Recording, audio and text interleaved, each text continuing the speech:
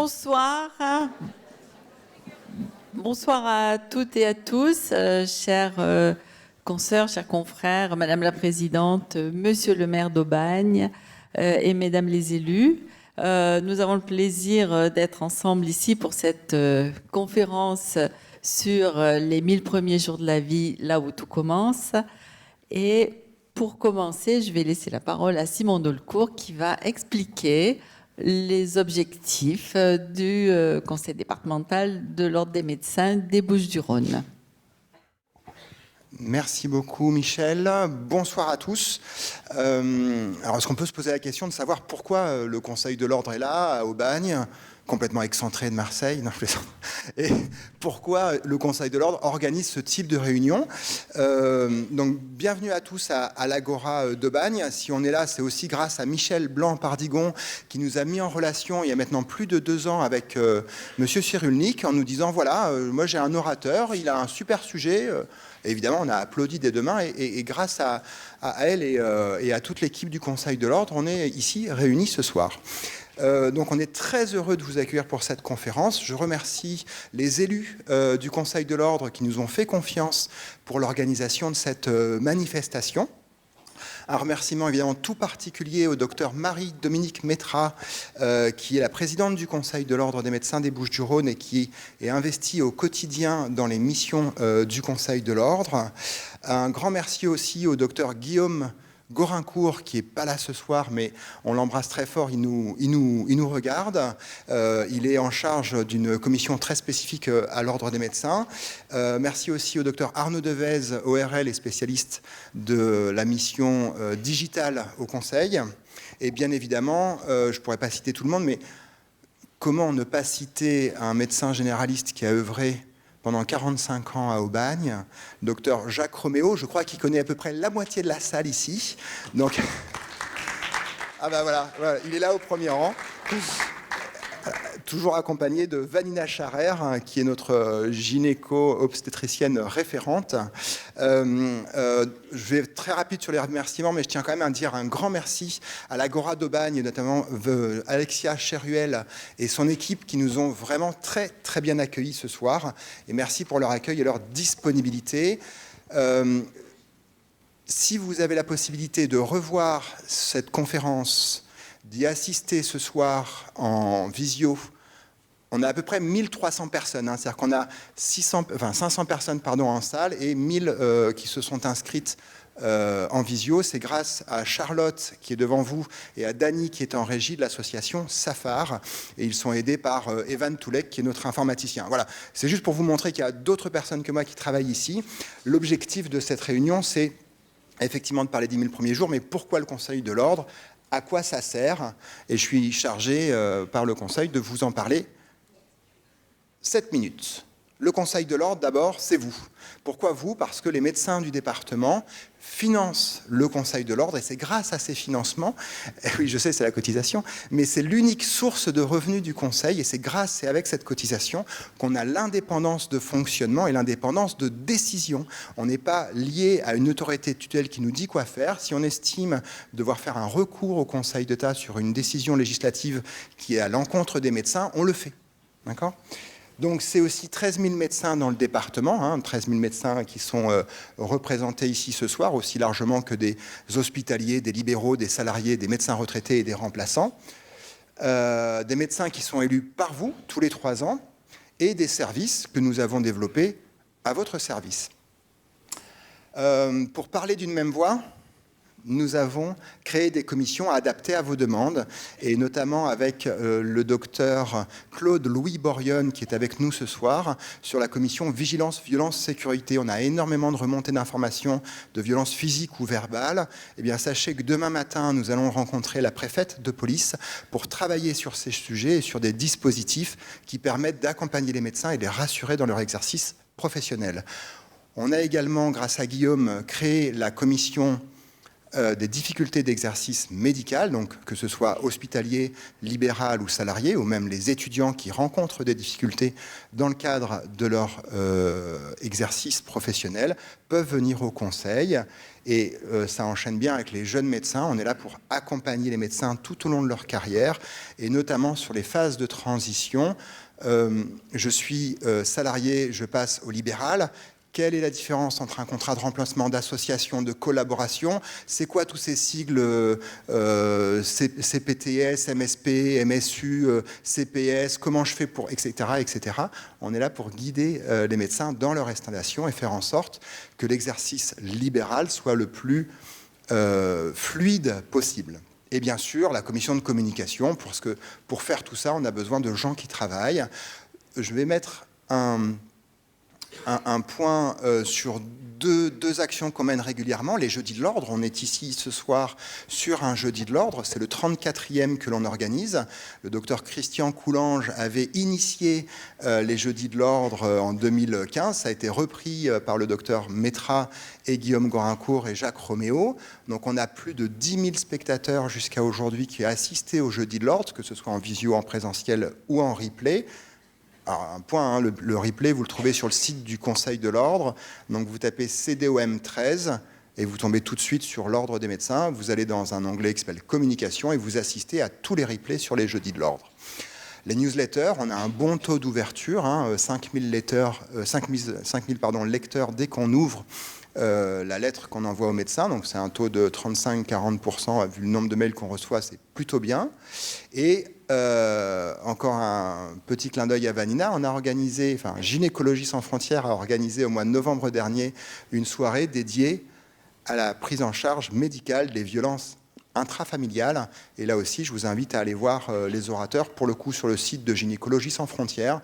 Mais ça a été une excellente soirée qu'on a eue avec notamment une intervention du docteur Claude-Louis Borionne qui est avec nous ce soir, pour aider les soignants à prendre en charge les victimes de maltraitance. Quand on parle de violences familiales, de violences faites aux enfants, c'est là où vous allez pouvoir trouver des outils pour repérer, protéger, alerter et prendre en charge les violences. On a eu un site donc, à consulter, que je vous ai montré tout à l'heure. Excusez-moi, monsieur le maire, vous avez reconnu, c'est pas Aubagne, mais rassurez-vous, on couvre tout le département. Et donc, les jeudis de l'ordre à revoir en visio. Alors, on en a eu un magnifique avec le docteur Chabrol qui est avec nous ce soir également. Les 3 derniers ont été la douleur, cassons les idées reçues, avec le docteur Marc Lévesque. Le docteur Michel Habib sur les troubles 10. On est dans le cadre de l'enfance. 1 enfant sur 10 est victime de troubles spécifiques des apprentissages. Et également Stéphanie Ranque-Garnier, qui nous a fait l'honneur de nous parler du sport sur ordonnance. Alors, elle nous dit, voilà, mobilisez-vous au moins 2 minutes chaque heure pour prévenir les maladies que vous pouvez rencontrer, et notamment les maladies cardiovasculaires. Pour rester connecté, eh bien, je vous propose d'enregistrer l'adresse qui est ici. Il y a quelqu'un qui m'a parlé tout à l'heure, c'est celle-ci. Notez-la dès maintenant, l'adresse contact.13@ordre.medecin.fr. C'est là que vous pourrez nous envoyer notamment les solutions que vous aviez pour la désertification médicale dans le pays d'Arles. On a parlé ensemble tout à l'heure, je ne vous vois pas, mais c'est sur cette adresse que vous pouvez nous envoyer vos idées et vos informations. Si nous sommes là ce soir, c'est avant tout pour les Augustins, Aurélio, Suzanne, Lubin, Léonard, Titouan, Abel, Fleur, Olivia, tous ces enfants nés ou à naître, oui Aurore, je l'ai fait pour toi, tous ces enfants nés ou à naître qui sont entourés d'amour et de bienveillance. Et nous sommes là aussi pour les Charlotte, Aurore, Alban, même s'il aime le football, Raphaël, Fanny, Kevin, Eric, à ma droite, Agathe, Dany, Cyril, Émilie, nous tous qui, parents, un jour avons été en recherche de conseils pour mieux vivre la grossesse et la vie de famille. Et bien sûr, pour toutes les Vanina, Guillaume, Ulrich, Béatrice, Aline, Pascal, j'ai pris quelques noms dans la liste des invités, tous les professionnels de santé qui ont à cœur d'accompagner les enfants et les parents dans ce formidable projet qu'est la grossesse et l'accompagnement des enfants. Nous sommes très fiers d'avoir pu réunir autant de professionnels de santé ce soir. À l'issue de la conférence, on passera une vingtaine de minutes de questions-réponses avec la salle. Malheureusement pas en replay ni en Zoom parce que 850 questions, ça aurait été trop compliqué à gérer. Et pour finir, nous échangerons autour d'un buffet qui est situé au rez-de-chaussée où vous pourrez échanger encore autour d'une collation. Voilà, merci beaucoup pour votre disponibilité et votre écoute. Sans plus tarder, je repasse la parole au docteur Michel Blanc-Pardigon et au docteur Cyrulnik. Merci beaucoup.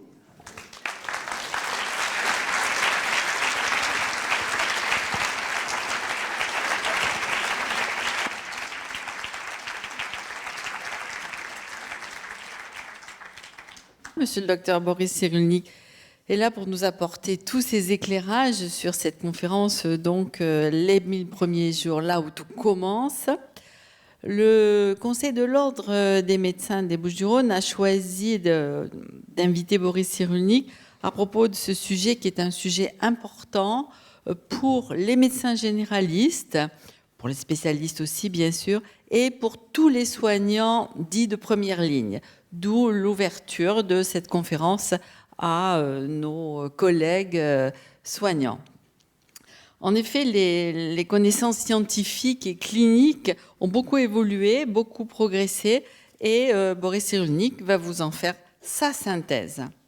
Alors, quelques mots de présentation, même si on ne le présente plus vraiment, mais enfin, Boris Cyrulnik, vous êtes un neuropsychiatre reconnu, un travailleur reconnu et célèbre dans le domaine de la résilience, de l'évolution et du développement de l'être humain, du neurodéveloppement. Vous avez écrit plusieurs ouvrages qui vous ont rendu célèbre dans le grand public et vous avez été choisi pour piloter le projet national des 1000 premiers jours sur la petite enfance par le ministère de la Santé et de la Solidarité en 2019. Donc vous êtes effectivement l'homme idoine pour parler de cette thématique-là. Nous nous connaissons depuis plus de 20 ans, car vous avez co-organisé avec l'association Salon Action Santé, une association de santé publique de la région salonnaise dont je suis administratrice, tous les 2 ans, un colloque international sur la résilience, souvent, sur le développement cérébral, sur le neurodéveloppement, le neurotrauma, etc. Voilà, donc au nom du Conseil de l'Ordre, nous vous remercions infiniment d'avoir accepté cette invitation et sans aucune hésitation, malgré vos tout petits problèmes de santé. Et après la conférence, donc, vous avez la grande gentillesse de répondre à des questions et je vous laisse tout de suite la parole.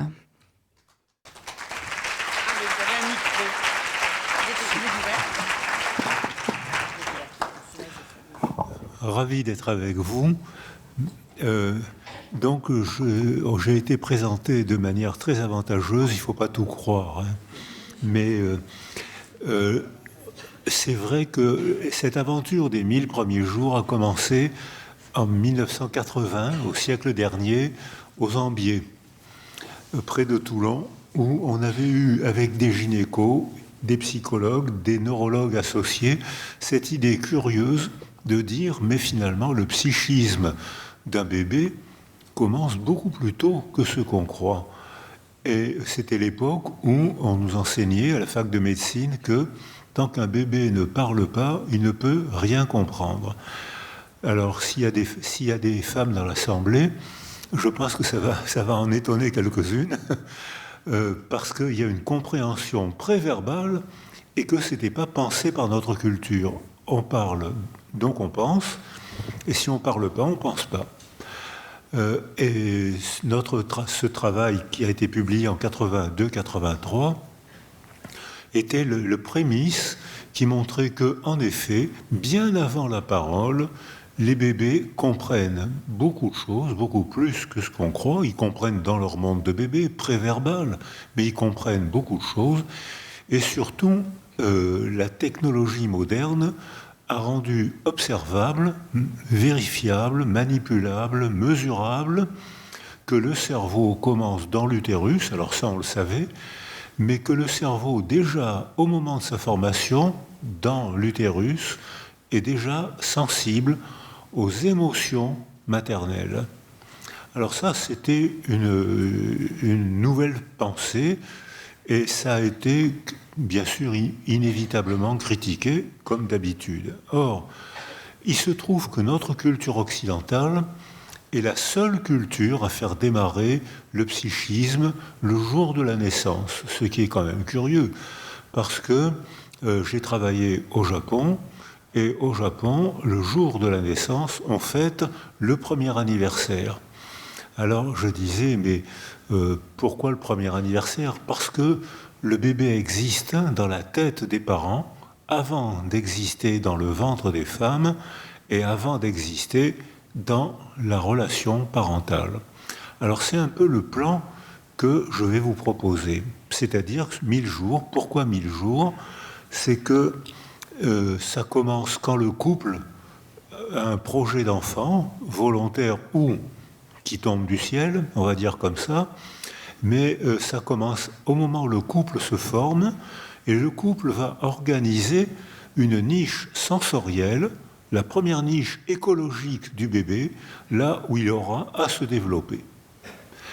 Alors, cette première niche sensorielle, elle se passe dans la tête des parents.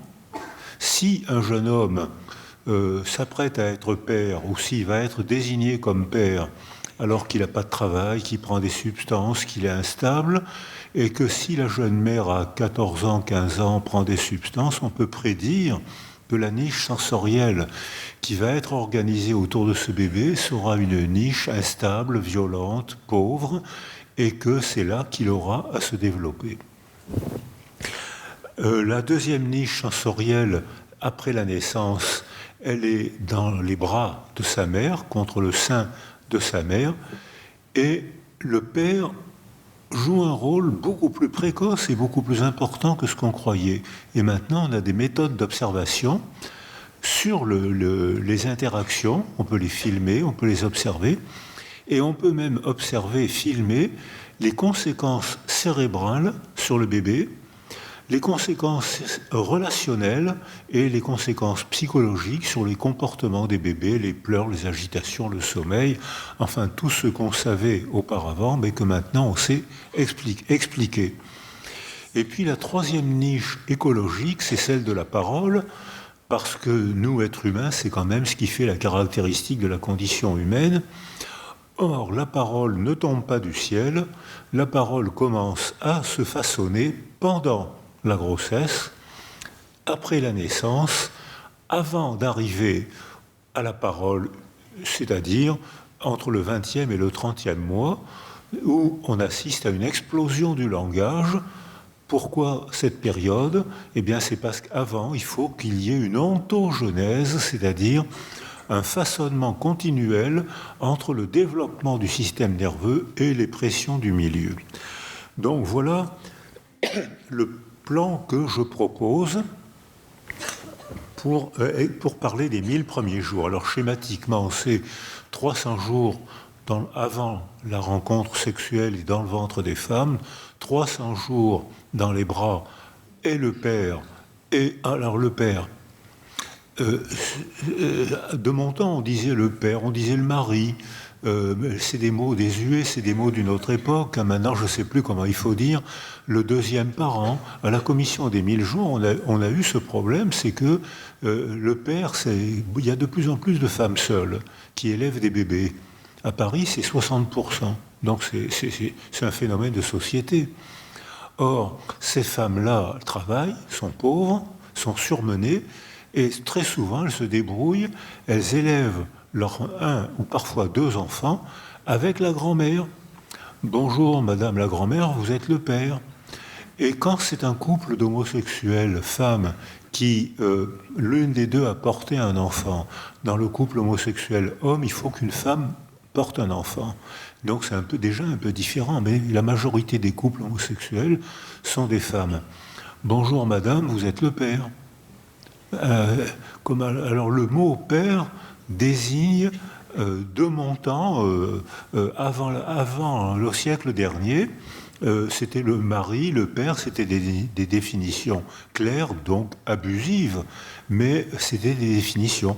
Alors maintenant, nous en France, on a décidé de dire le deuxième parent, ce qui n'est pas joli, et les pays d'Europe du Nord qui sont très en avance sur ce problème, même si les travaux sont partis des Ambiers, les travaux sont partis de Toulon, mais c'est vrai qu'actuellement, les pays d'Europe du Nord, sur le plan social, sont très en avance sur nous, le Québec et beaucoup d'autres pays. Donc voilà le plan. Alors maintenant, on va passer quelques minutes dans la première niche écologique, c'est-à-dire le ventre des femmes.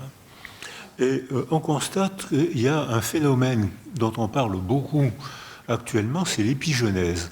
Et ce phénomène-là, il est dépoussiéré, alors que c'est un vieux phénomène, mais il est dépoussiéré maintenant grâce à la technologie, les dosages biologiques, et puis surtout grâce à la neuroimagerie qui montre et qui photographie, qui filme comment un cerveau se développe sous l'effet des pressions du milieu. C'est-à-dire qu'un cerveau est sculpté par le milieu. Alors, donc ça veut dire que nous, on est responsable puisqu'on peut agir sur le milieu qui agit sur le cerveau. Et on sait ce qu'il faut faire. Est-ce qu'on va le faire? J'espère, mais pour l'instant, on commence à le faire. Alors, le bébé arrive et cette épigenèse, c'est la bandelette ADN. Et là, c'est la bandelette ADN qui s'exprime de manière très différente selon les pressions du milieu, selon la structure du milieu. C'est-à-dire que cette phrase que je viens de vous proposer se rend impensable la distinction entre inné et acquis. Et pourtant, dans notre culture cartésienne, on continue à fonctionner avec ça. Et essayez autour de vous, vous verrez que si vous dites inné acquis, ça n'a pas de sens, vous verrez que vous n'aurez pas beaucoup de votes en votre faveur. Mais parce que, en fait, l'exemple le plus démonstratif, c'est les abeilles. L'abeille reine meurt.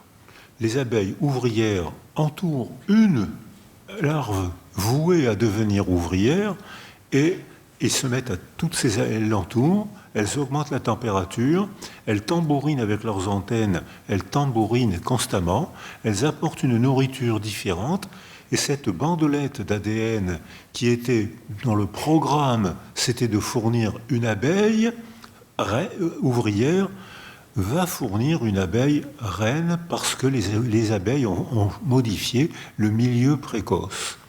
Et l'abeille reine, elle est grosse, elle est immobile, elle est fertile, alors que les abeilles ouvrières sont petites, hypermobiles et stériles.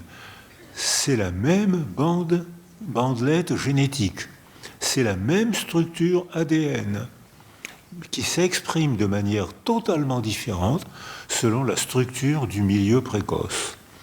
Alors voilà, sur le plan biologique, c'est clair, sur le plan épigénétique, c'est clair, il y a beaucoup de publications magnifiques là-dessus. Sur le plan culturel, essayez en sortant, vous verrez que on a été formé par Descartes, et on continue à penser le corps d'un côté, l'âme de l'autre, ce qui est un arrêt de la pensée. Et puis, dans l'utérus, on va passer encore quelques minutes dans l'utérus des femmes, si vous permettez. Et donc, le bébé se développe. À partir du 14e jour, apparaît une différenciation organique sous l'effet d'une minuscule différence hormonale.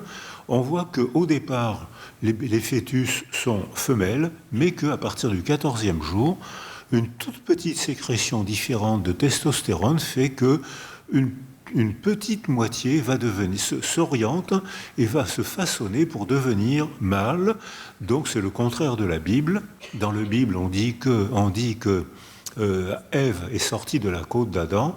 Et la biologie dit qu'en fait, c'est le contraire, les mâles sont sortis des chromosomes femelles. Mais ça reste entre nous, ça vous n'avez pas...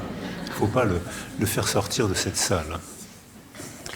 Et puis, ce qu'on rend observable maintenant, c'est que quand la mère est stressée, elle sécrète les substances du stress. Il y en a beaucoup, mais schématiquement, les deux vedettes, c'est cortisol et catécholamine. Il y en a d'autres, hein, mais c'est celle, le gamma, l'acide butyrique, enfin, il y en a beaucoup d'autres, mais c'est les deux vedettes parce que c'est les plus faciles à doser. Or, on constate que la mère stressée sécrète forcément la substance du stress, le cortisol, les catécholamines, elle rougit, elle pâlit, son cœur s'accélère, elle est stressée. Si c'est un stress aigu, ça passe très vite, le bébé réagit presque en temps réel, mais si le stress est aigu, la mère se calme ou quelqu'un apaise la mère et le bébé reprend son développement comme si de rien n'était. En revanche, si le stress est chronique, le cortisol sanguin de la mère, les catécholamines passent dans le liquide amniotique et le bébé, lorsque la mère parle, les basses fréquences de sa voix sont très bien transmises par le corps et surtout par le liquide amniotique, alors que les hautes fréquences sont filtrées par le corps et surtout par le liquide amniotique. Ce qui revient à dire que quand la mère parle, c'est comme si elle caressait la bouche et les mains du bébé qu'elle porte. Or, quand la mère est stressée et qu'elle parle, le bébé réagit, souvent il fait des mouvements, il déglutit du liquide amniotique bourré de cortisol et de catécholamines toxiques pour son système nerveux. C'est-à-dire que, notamment, on a demandé à Richard, qui est professeur à Lausanne, et qui faisait des neuroimageries de fœtus, et notamment la partie postérieure des deux circuits limbiques, surtout marquée à droite, gonfle sous l'effet du cortisol. La cortisone provoque un œdème. Eh bien là, c'est les deux cellules les plus réceptives, c'est les deux systèmes limbiques, socle neurologique de la mémoire et des émotions, et notamment la partie caudale de ce circuit limbique, particulièrement sensible, gonfle, les cellules se démassient, les canaux ionophores se dilatent, il y a une inversion du gradient sodium-potassium, une hyperosmolarité, la cellule explose, le bébé arrive au monde avec une atrophie des deux systèmes limbiques plus marqués dans la partie postérieure droite, le bébé arrive au monde avec des altérations cognitives parce que la mère a été stressée. Qu'est-ce qui peut stresser la mère ? Actuellement, en France, c'est la violence conjugale, c'est la précarité sociale. Dans d'autres pays européens, c'est la guerre, européens ou asiatiques ou ailleurs, c'est la guerre. Ça peut être un tremblement de terre, ça peut être un accident de la vie, ça peut être 1000 causes différentes qui fait que la mère est stressée, ce qui fait qu'elle va mettre au monde un bébé avec des altérations cognitives. Alors je souligne, ce n'est pas la mère, c'est le malheur de la mère. Le malheur de la mère, c'est son mari, c'est la guerre, c'est la pauvreté, c'est etc. Parce que sinon, les gens vont dire que vous allez encore culpabiliser les mères. C'est elles, statistiquement, j'ai remarqué un truc, c'est que quand des hommes et des femmes ont des relations sexuelles, statistiquement, c'est les femmes qui sont enceintes. C'est-à-dire que, puisqu'elles portent les bébés, elles ont le poids de porter les bébés. Ce poids-là est épargné aux hommes. Alors, je vais citer le premier travail qui a été fait par Shaul Harel à Tel Aviv, et il m'avait invité à y participer, parce qu'il était au courant des publications des Ambiers, près de Toulon. Et il avait fait une population de 170 femmes enceintes, israéliennes et palestiniennes, qui consultaient pour syndrome psychotraumatique. Et donc les psychologues ont fait ce qu'il fallait, ils ont entouré ces femmes et ces bébés, et lui, il est professeur de neurologie, il a fait une neuroimagerie au bébé arrivé au monde. Eh bien, lorsque les mères n'avaient pas été sécurisées, sur 170 femmes, il y a eu 170 bébés.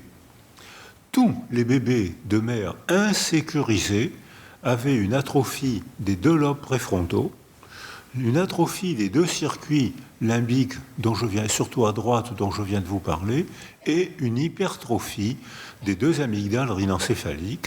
Hypertrophie parce qu'une des fonctions du lobe préfrontal, c'est d'inhiber le fonctionnement de l'amygdale, donc de contrôler les émotions. Et là, le lobe préfrontal, les lobes préfrontaux étant atrophiés, l'amygdale n'était plus freinée. Or, l'amygdale rhinencéphalique, c'est le socle neurologique des émotions insupportables, de colère, de haine, de désespoir, de mélancolie. Ces enfants arrivaient au monde avec une aptitude émotionnelle à l'intensité émotionnelle de la colère, du désespoir, de prendre tout au tragique, parce que la mère avait été stressée par le mari, la guerre, etc. Donc si j'arrête mon raisonnement maintenant, vous allez tous être désespérés et votre amygdale va hyper fonctionner. Donc je vais ajouter très vite que, à ce stade du développement des bébés, il y a un bouillonnement synaptique faramineux, stupéfiant, impressionnant. Alors les chiffres varient. Morange dit il y a 300 000 synapses à la minute pendant les petites années. Stanislas Dehaene dit 1 million de synapses à la minute pendant les petites années. Alors je pense qu'ils n'ont pas calculé ça avec un papier et un crayon. C'est l'ordinateur qui a dû le calculer. Alors je ne garantis pas le chiffre, mais ce que je garantis, c'est qu'il y a un bouillonnement synaptique stupéfiant. Ce qui veut dire que dès que la mère est sécurisée, le bébé reprend son développement normal, résilient. Donc il faut, pour que le bébé aille bien, il faut sécuriser la mère. Donc il y a des décisions relationnelles, familiales, politiques, éducatives à prendre. Quelques-unes sont prises.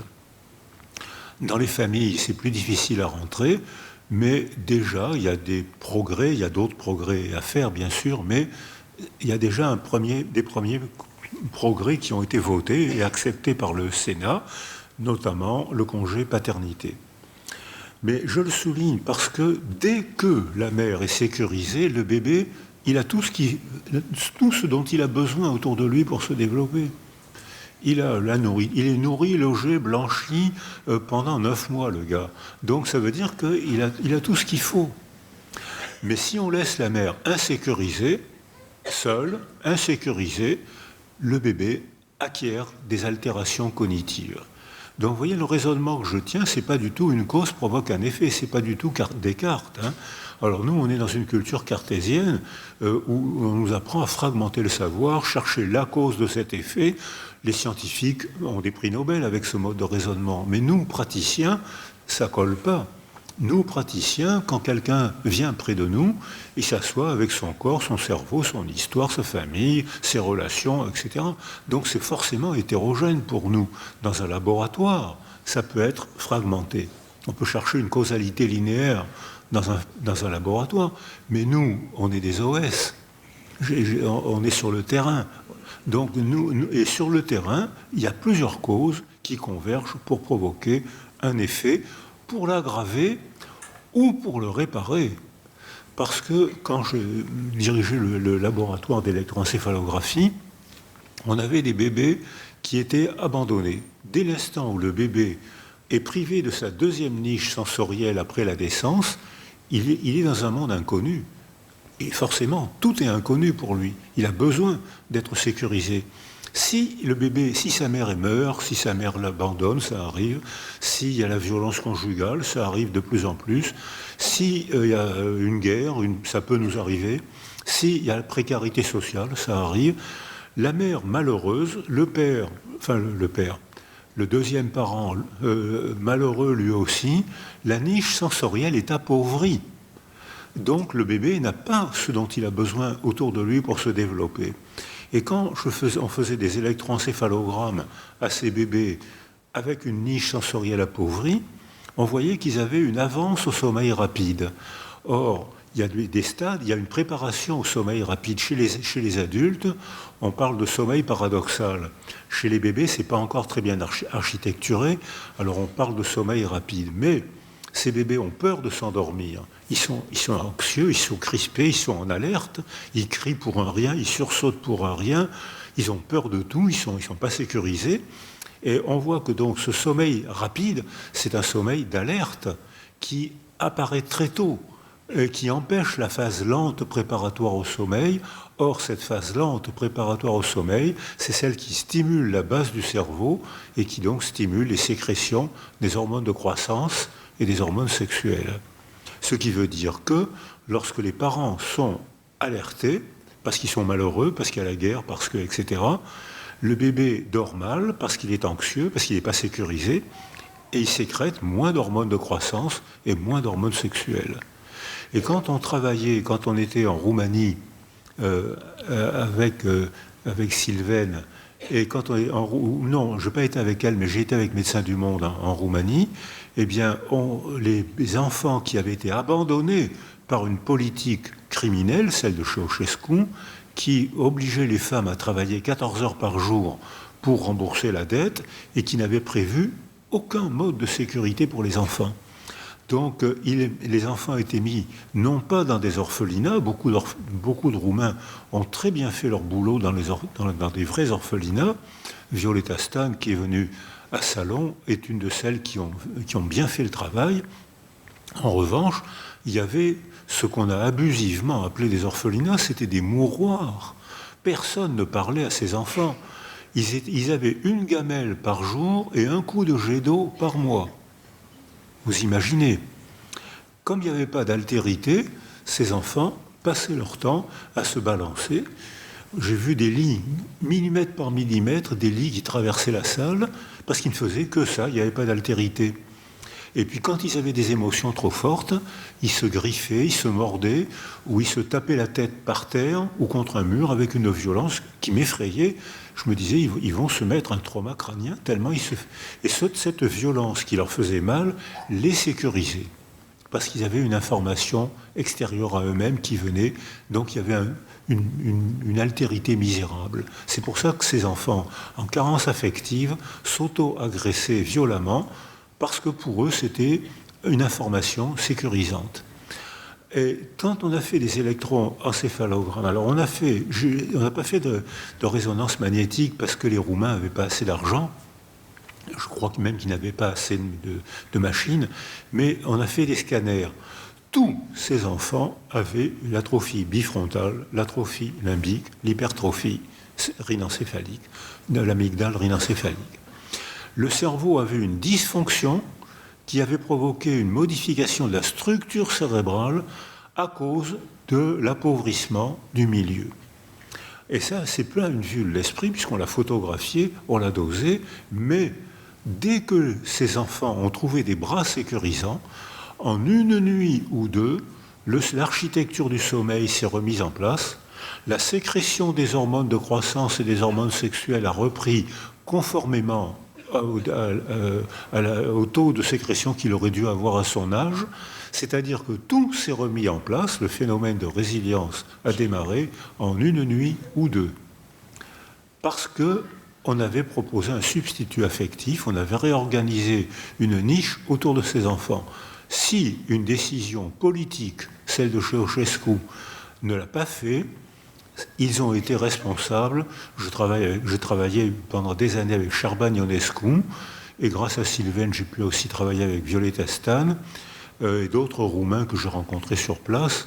Eh bien, sur les 200 000 enfants abîmés à cause d'une décision politique qui empêchait l'éducation, sur 200 000 enfants, les Roumains ont rattrapé 100 000 enfants. 100 000 ont des dégâts cérébraux qu'ils vont garder toute leur vie.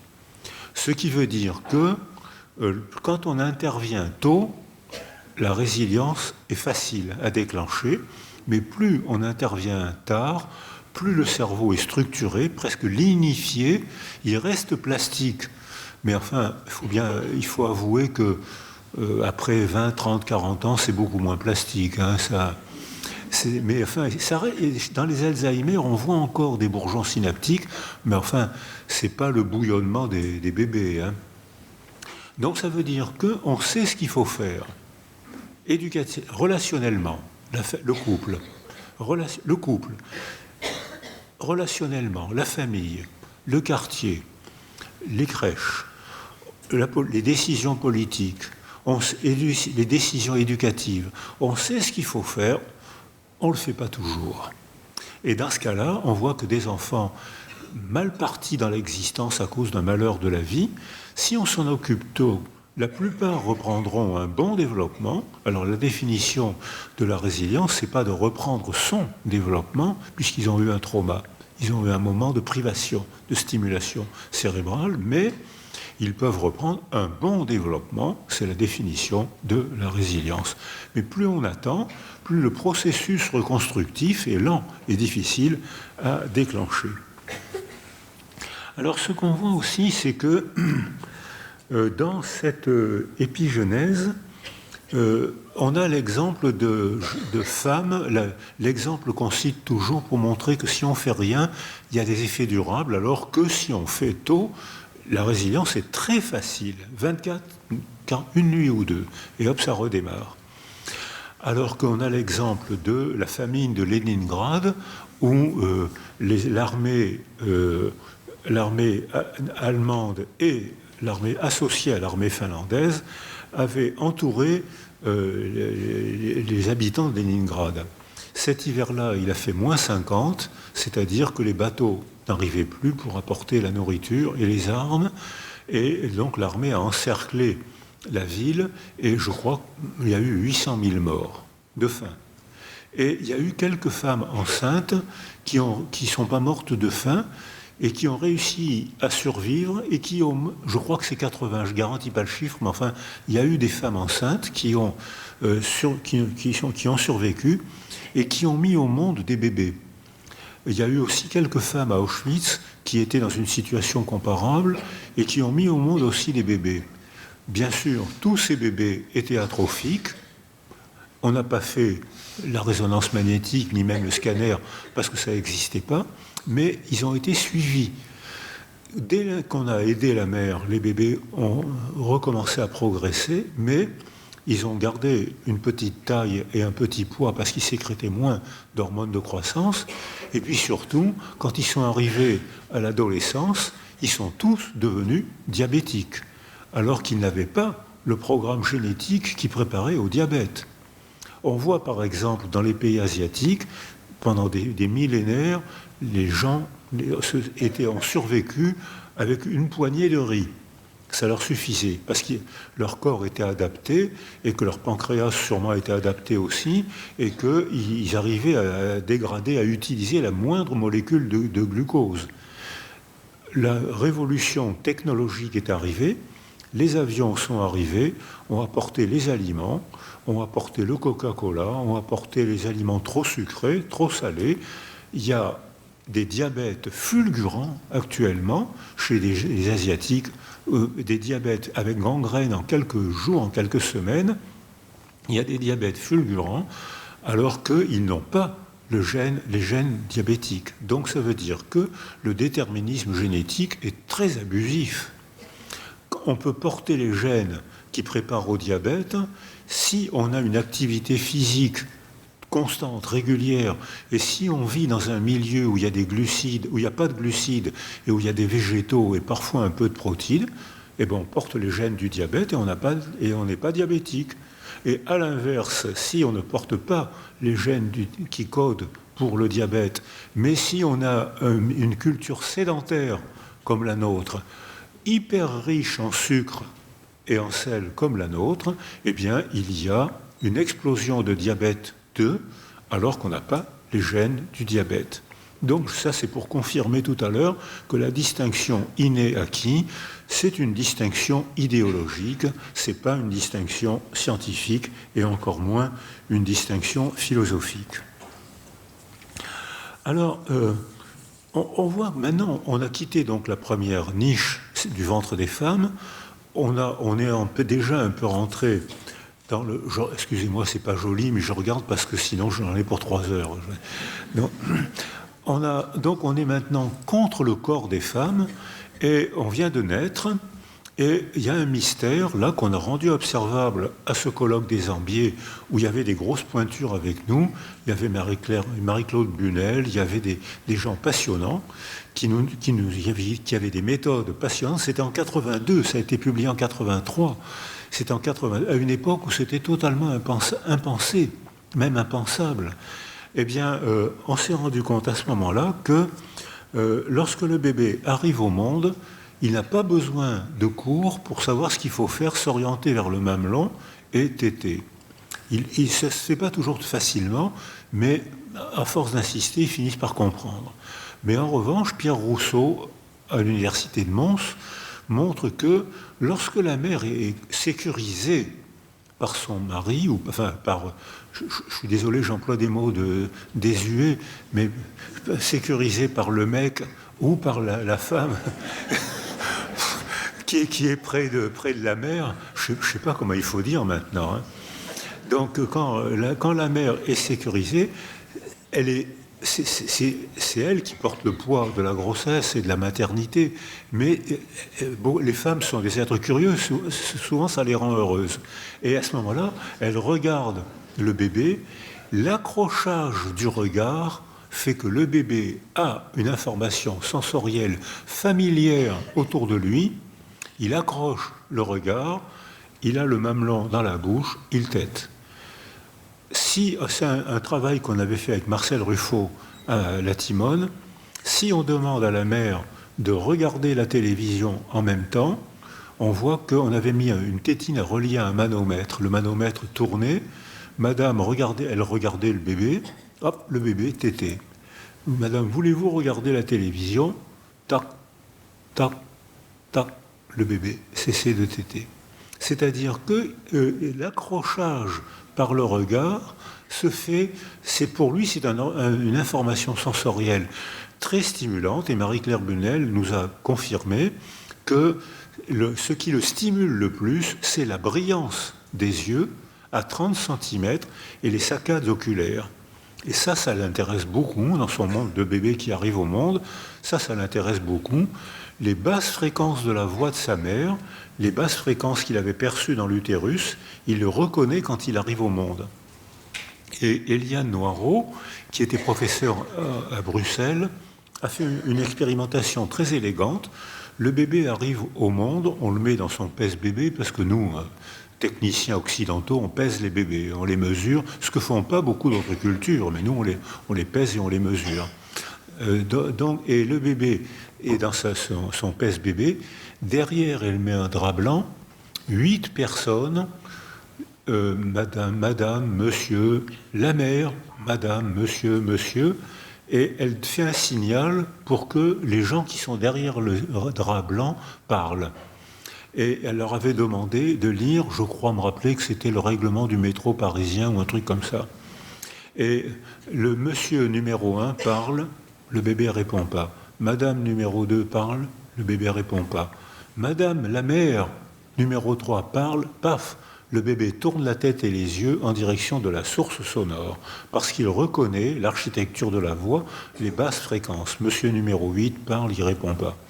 Donc ça veut dire que ce qui a stimulé le bébé, c'est la structure de la voix maternelle, c'est pas le règlement du métro parisien.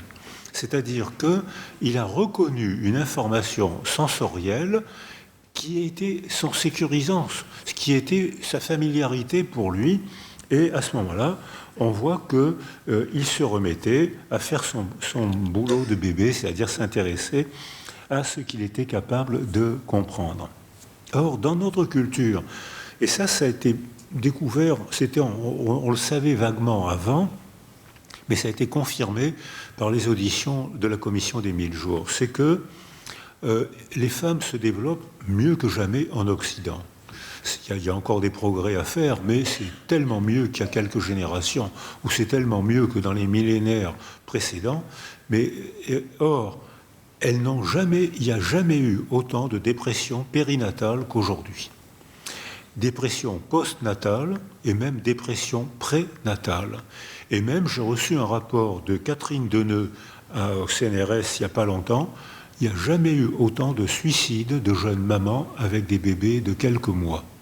C'est pas supportable. C'est-à-dire que ça veut dire que ces femmes qui se développent mieux qu'avant, qui ont accès à l'école, à l'aventure humaine, qui se développent mieux, au moment où elles mettent au monde leur premier bébé, elles ont 31 et pas loin de 32 ans. C'est-à-dire que le maximum de fécondabilité, c'est 25 ans. Elles mettent au monde leur premier bébé, elles ont presque 32 ans.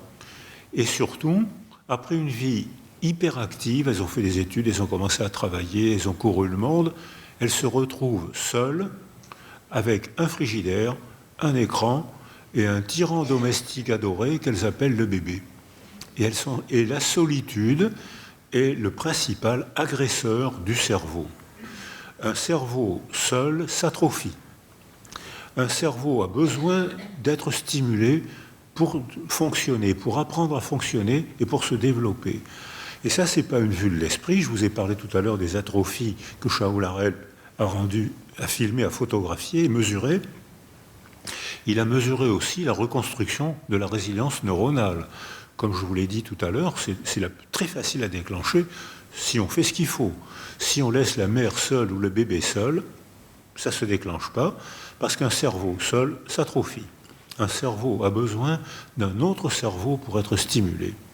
Et à ce moment-là, on voit que la relation entre les parents, ou la relation de la jeune femme avec son milieu familial, avec ses copains, avec sa vie, si elle a ce qu'il faut pour se développer, le bébé aura ce qu'il faut pour se développer.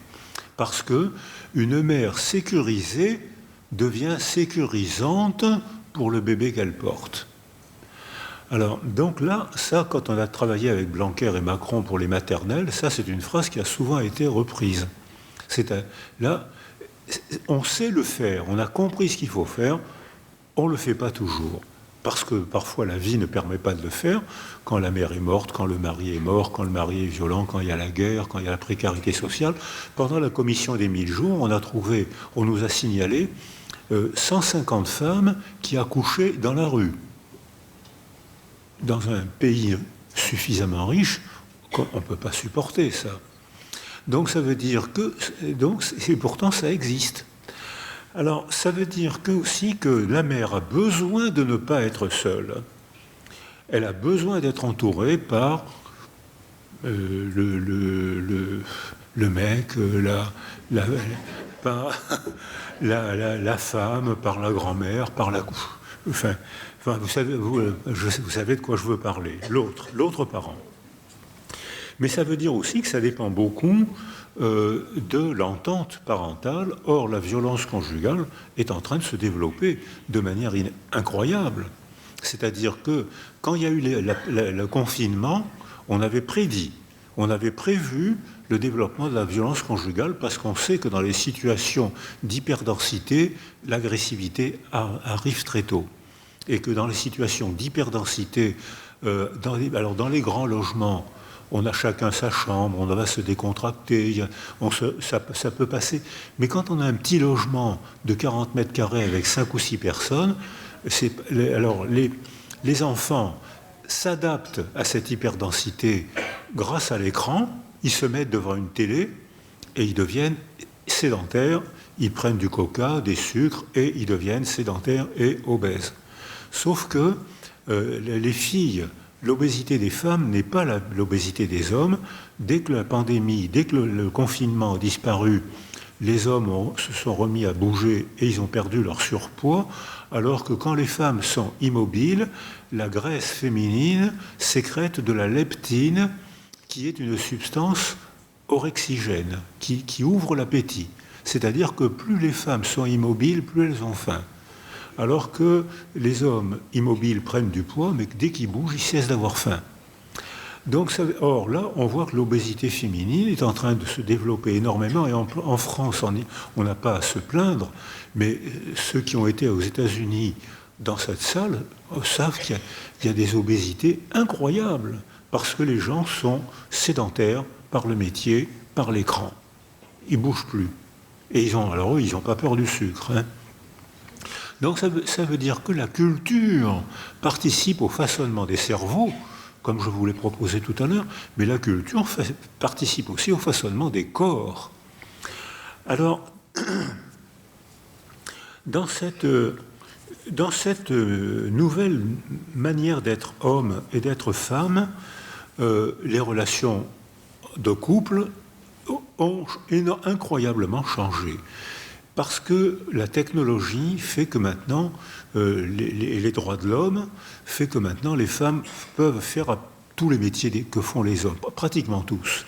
Mais peut-être pas, par exemple, dans les sports de combat, dans les nageurs de combat à Toulon, il y a 80 femmes qui se sont inscrites et elles ont abandonné très rapidement. En revanche, dans les postes de commandement, à la marine à Toulon, il y a de plus en plus de femmes. Donc ça veut dire que les nouveaux métiers changent les rapports de couple, changent l'échelle des valeurs.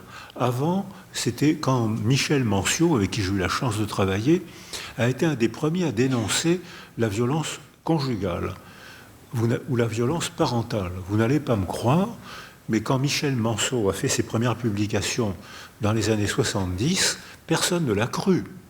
On lui a dit, mais non, c'était pas pensé dans la culture. Un père, c'est un père pélican qui va au travail, et qui donne tout son salaire à sa femme, et une maman, c'est une maman gâteau qui reste à la maison et qui fait des tartes. Voilà, c'était le stéréotype d'il y a 50, 60 ans, il y a 2 générations. Aujourd'hui, c'est plus le cas, ou très rarement. Aujourd'hui, les femmes... Alors non seulement, mais le développement est tel qu'aujourd'hui, les petites filles, sur le plan biologique, sur le plan génétique, ont un avantage sur les garçons, c'est qu'elles sont XX. Ce qui veut dire que quand une anomalie est portée par un X et n'est pas portée par l'autre X, l'anomalie ne s'exprime pas forcément. Donc, par exemple, il y a l'exemple le plus connu, c'est les myopathies. C'est les femmes qui portent le gène de la myopathie et qui, elles n'en souffrent pas. Si elles mettent au monde une petite fille, elle n'en souffrira pas. Si elles mettent au monde un petit garçon, le petit garçon deviendra myopathe.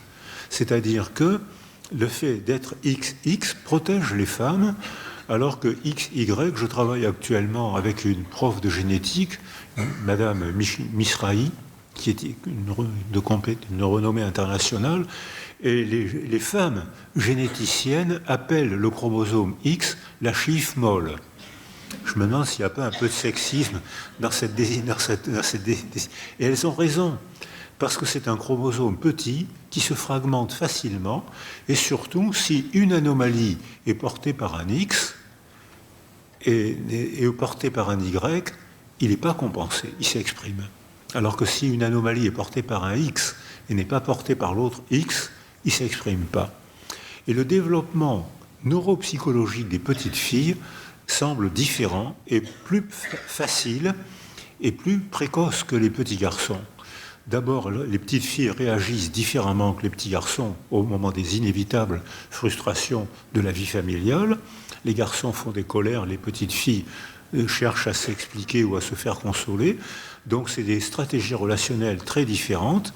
Et puis surtout, à l'âge de 12 ans, les petites filles ont une avance de taille, de poids et de quotient intellectuel et de tests neuropsychologiques. Elles ont 2 ans d'avance sur les petits garçons. Ça aussi, ça reste entre nous, hein, parce que sur le plan scolaire, 2 ans d'avance, c'est faramineux. 2 ans d'avance. Quand on pense que la différence qu'il y a entre un enfant né en janvier et un enfant né en novembre, les résultats scolaires sont déjà très différents, parce que la maturation neuropsychologique n'est pas la même. Et là, c'est 2 ans en faveur des petites filles. Alors, donc ça aussi, c'est des données qui sont récemment publiées. Alors, mon maître John Bowlby disait « Le système familial le plus protecteur, c'est un système familial à multiples attachements. » Or, qu'est-ce qu'on constate aujourd'hui? C'est qu'il y a de plus en plus de femmes seules qui élèvent un enfant, ou parfois 2. Elles sont débordées, pauvres, harcelées, et très souvent en burn-out, en dépression d'épuisement. Donc, alors, on sait ce qui se passe, et ça se fait de moins en moins. On sait que la violence conjugale rend tout le monde malheureux, même les bébés. Alors la phrase qu'on disait tout le temps, je ne l'ai pas touché, j'ai entendu cette phrase, vous aussi. C'est pas vrai. Même si on ne frappe pas le bébé, le simple fait de crier autour du bébé ou de se battre ou de casser la vaisselle terrorise le bébé et sidère son cerveau.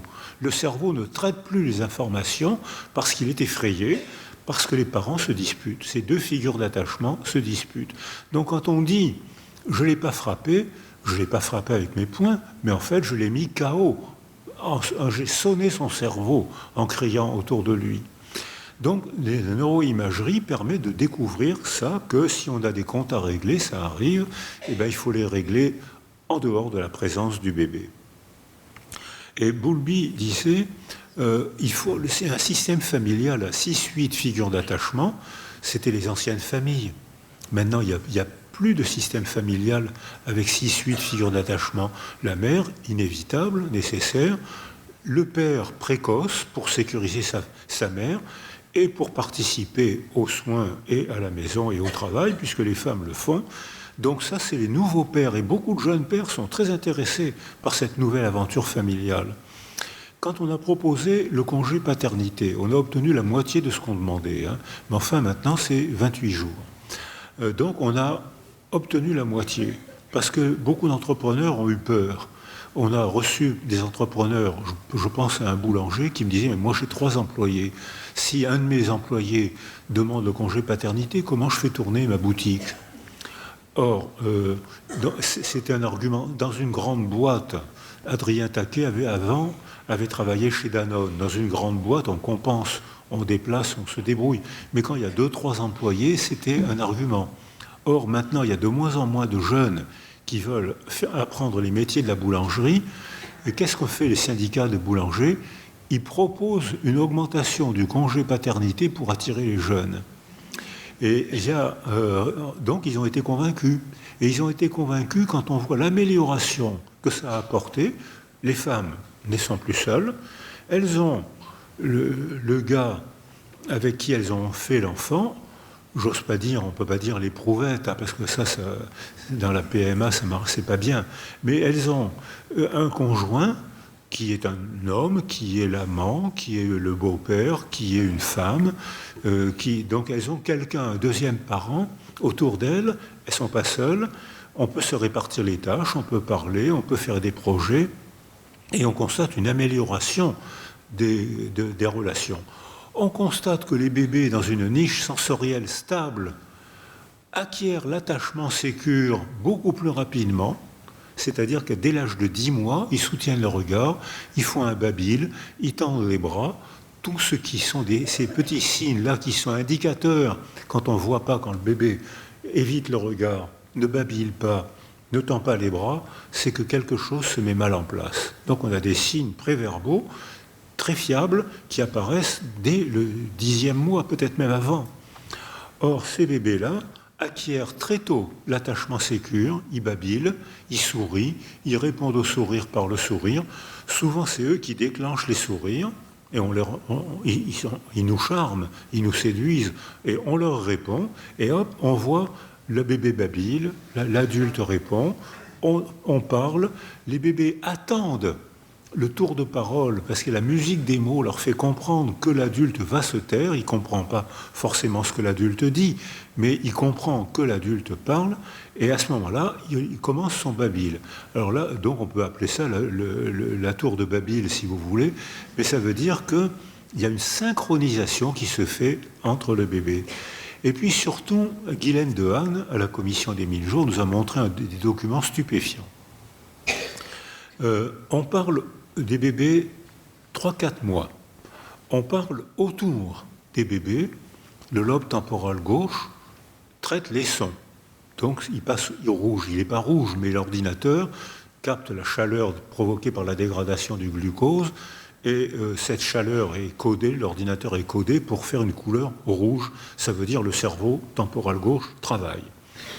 On se tait, hop, le cerveau s'éteint, il passe au bleu, au gris. On parle, hop, il repasse à l'orange ou au rouge. C'est le lobe temporal gauche, le lobe qui traite les sons. On regarde le bébé, la brillance des yeux, la distance. On s'adresse au bébé et on voit que c'est une zone précise du lobe temporal gauche, le planum temporal, qui se met à consommer, à dégager beaucoup de chaleur parce qu'il dégrade beaucoup de glucose. Ce qui veut dire que quand on parle autour d'un bébé, il entend des sons. Quand on s'adresse au bébé, on sculpte son lobe temporal et on transforme la zone des sons en ce qui va devenir, au 3e année, la zone du langage. on rend observable à quel point c'est important de parler au bébé. À moi, Françoise Dolto, elle avait déjà dit ça avant, mais elle avait un instrument de mesure qu'on appelle le PIF. C'est pas un instrument de mesure très scientifique. Elle avait compris, parce que c'était une clinicienne, elle avait compris qu'il fallait s'adresser au bébé et pas seulement parler autour d'eux. Mais maintenant, la neuroimagerie confirme qu'elle avait compris quelque chose que la neuroimagerie confirme.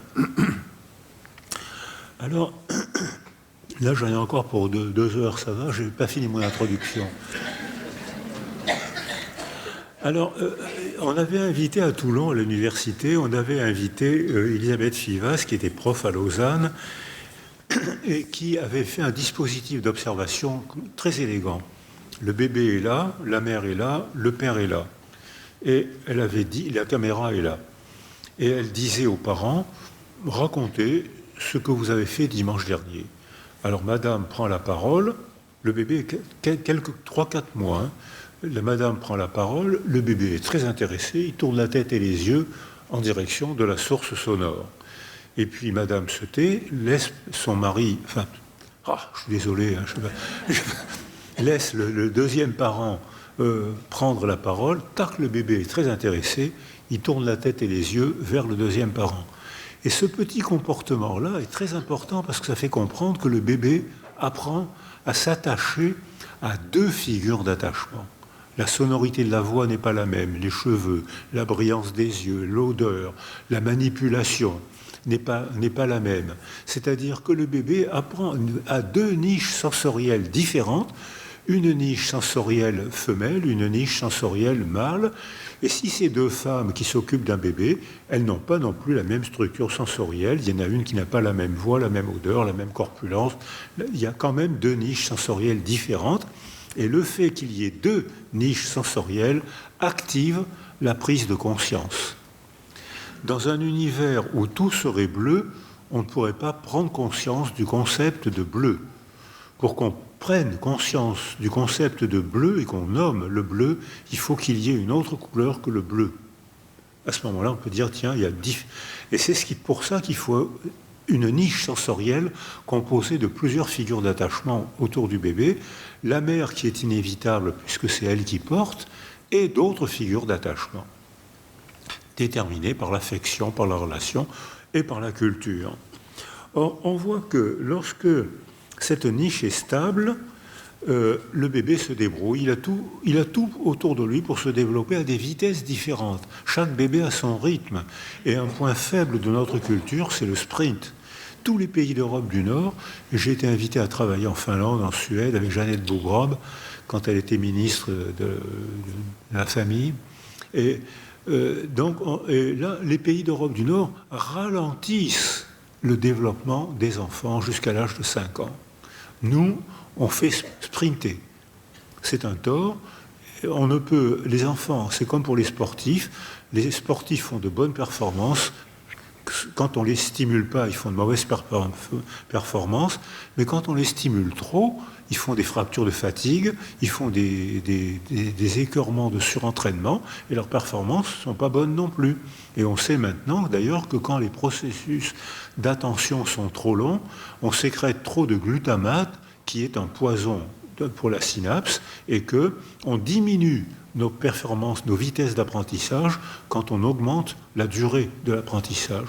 Donc, alors qu'il faut que les pays d'Europe du Nord, ayant compris ça, ralentissent le développement des enfants, et à 15 ans, aux évaluations PISA, ils sont médailles d'or.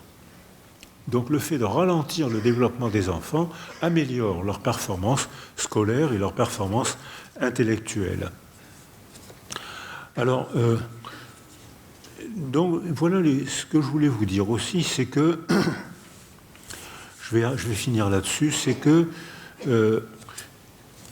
il y a d'autres stimulants qu'on vient de découvrir. Pierre Lemarquis, qui travaille avec nous à Toulon, qui est neurologue, musicien et neuromusicologue, et qui en même temps travaille à New York avec une équipe de neuromusicologues, montrent comment le cerveau est sculpté par le milieu.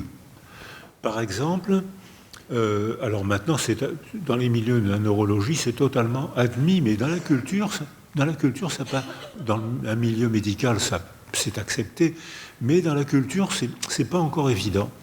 Or, par exemple, le premier travail a été fait avec un petit singe tupaille, un singe écureuil, qui avait eu un accident et qui avait le pouce et l'index coupés. Et stupeur à la neuroimagerie de ce petit singe, la zone correspondante au doigt coupé était atrophiée. Deuxième argument, fourni par le prix Nobel de 1981, Hubel et Wiesel, il met un cache sur l'œil gauche d'une population de chatons et il constate qu'il y a une atrophie occipitale droite. Il met un cache sur l'œil droit d'une autre population de chatons et il y a une atrophie occipitale gauche. On a une preuve très simple à quel point le milieu sculpte le cerveau qui fait des performances de quotient intellectuel, de traitement des informations, des performances cognitives, sauf que c'est nous qui construisons le milieu qui sculpte le cerveau. Et là, on a un degré de liberté, on sait ce qu'il faut faire. Il ne faut pas, si on isole un bébé, c'est la catastrophe neurologique. Si on le surstimule, c'est la catastrophe neurologique. Alors, entre les deux, comme pour les sportifs, il y a un rythme à trouver entre l'isolement et la surstimulation. Il y a un rythme à trouver le jour, la nuit, le travail, le repos, la rigolade, le sérieux, etc. Alors, je vais terminer en disant que dans notre culture, on organise les relations hommes-femmes sont organisées d'après les récits collectifs. C'est-à-dire que pendant des centaines de milliers d'années, depuis qu'on est sur Terre, c'est-à-dire depuis Monsieur et Madame Sapiens, depuis 300 000 ans, on a séparé les rôles sexuels sur l'aptitude des femmes à mettre au monde des enfants et l'aptitude des hommes à être plus violents que les femmes. C'était pendant des millénaires, ça a été une valeur de sélection. Aujourd'hui, la violence n'est que destruction, alors que pendant des centaines de milliers d'années, la violence a été construction. Construction des frontières. Il n'y a pas beaucoup de frontières qui ne sont pas le résultat de la violence. Construction de la géographie des croyances, les guerres de religion. Construction des langues. Si on parle français, c'est parce que la République française a massacré les Vendéens et interdit la langue bretonne, la langue basque, tous les patois et les langues. Donc c'est en utilisant la force qu'on a pu faire de la société. Ce qui a fait les relations humaines et la découverte des armes, c'était l'aristocratie, par l'utilisation des armes imposées. Or, ce qui a fait la condition humaine pendant toute l'histoire humaine, depuis 2 générations, ne fait que destruction. Or, destruction, c'est sûrement un progrès, à condition que quelqu'un ne vienne pas nous déclarer la guerre, parce que je suis de la qualité d'avant-guerre.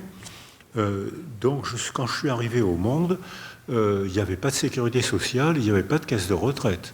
La seule solidarité, c'était celle du couple.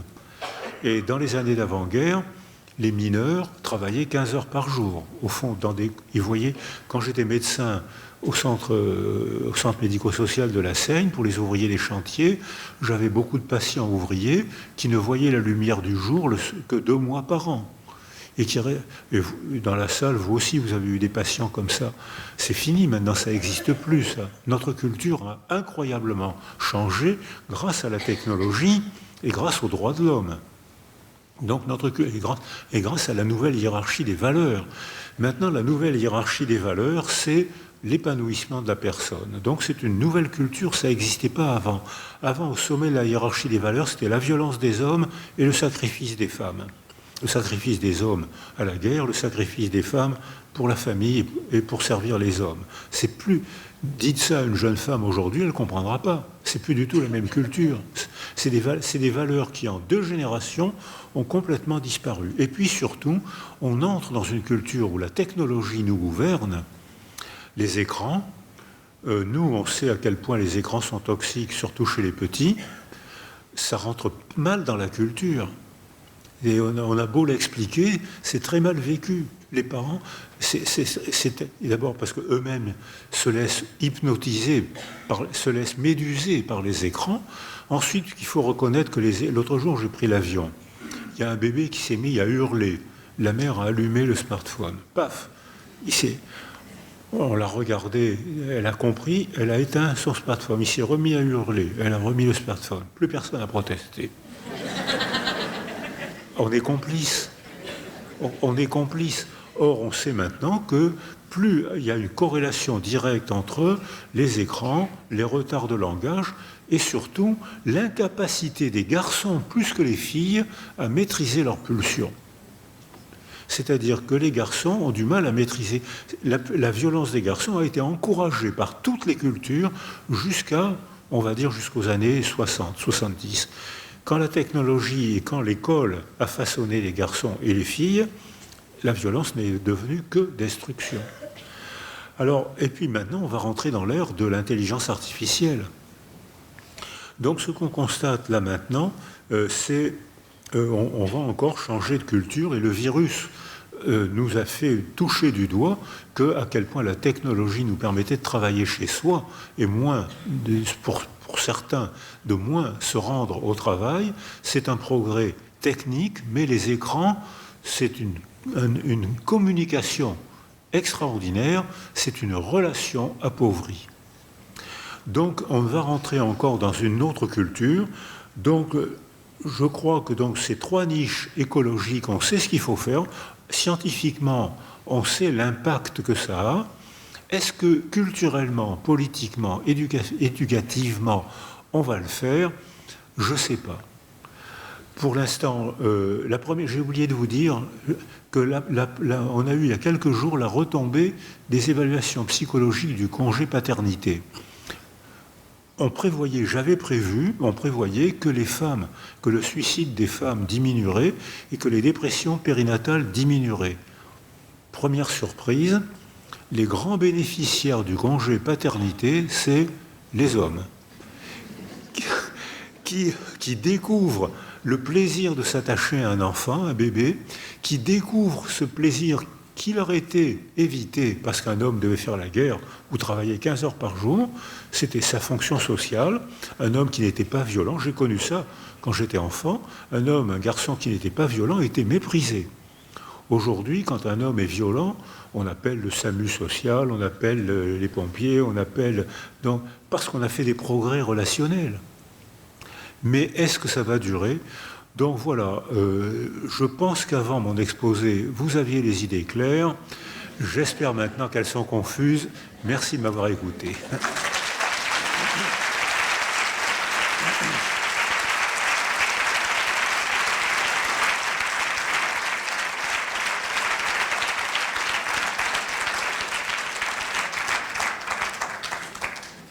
Alors, merci beaucoup, Boris. Et pour essayer peut-être d'éclairer certaines questions qui restent en suspens, on attend la première question. C'est toujours la plus difficile. Et le micro est pour vous.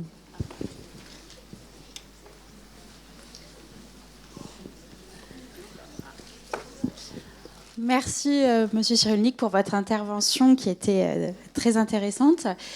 J'ai été étonnée qu'on n'aborde pas plus dans l'attachement des enfants le rôle de la fratrie aussi, des enfants qui peuvent accueillir plus ou moins différemment le bébé. Souvent, les garçons d'ailleurs ont des attachements qui paraissent un peu différents par rapport aux grandes sœurs, des grandes sœurs par rapport aux grands frères. Est-ce que vous avez un peu des retours là-dessus ?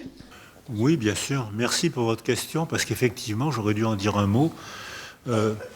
Et vous avez raison, c'est que on parle sous l'impulsion de la psychanalyse, on a mis en lumière les femmes, les mères, parfois trop.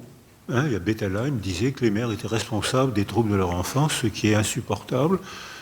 Ensuite, on a mis en lumière le père, enfin l'autre parent.